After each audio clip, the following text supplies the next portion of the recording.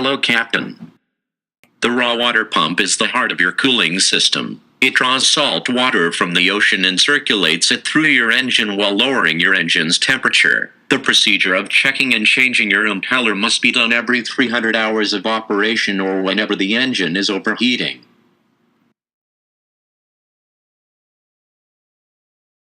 Tip number 1. Shut off the intake seacock prior to starting your work to prevent seawater from flooding your boat. Tip number 2. Have all your tools lined up for the job. On this picture are the tools necessary, including gasket material and gasket sealer paste. Tip number 3. Loosen hose clamps connected to the hose leading to pump.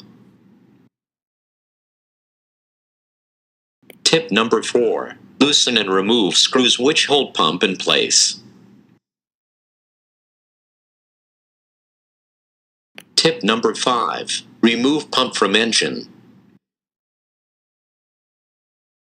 Tip number 6. Remove backplate and remove old gasket material.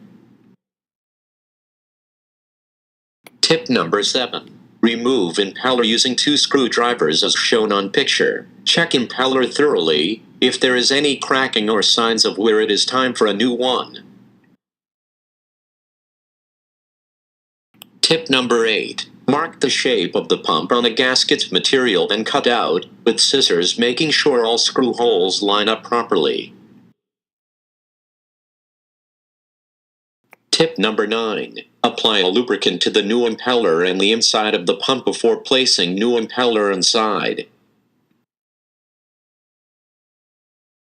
Tip number 10. Apply a thin film of gasket sealer on both sides of gasket material. Tip number 11. Place gasket on pump and screw on the back plate. Tip number 12. Install pump on engine, making sure all hose clamps are tight and the pump is secured prior to opening the intake seacock and starting engine to test for leaks and proper function.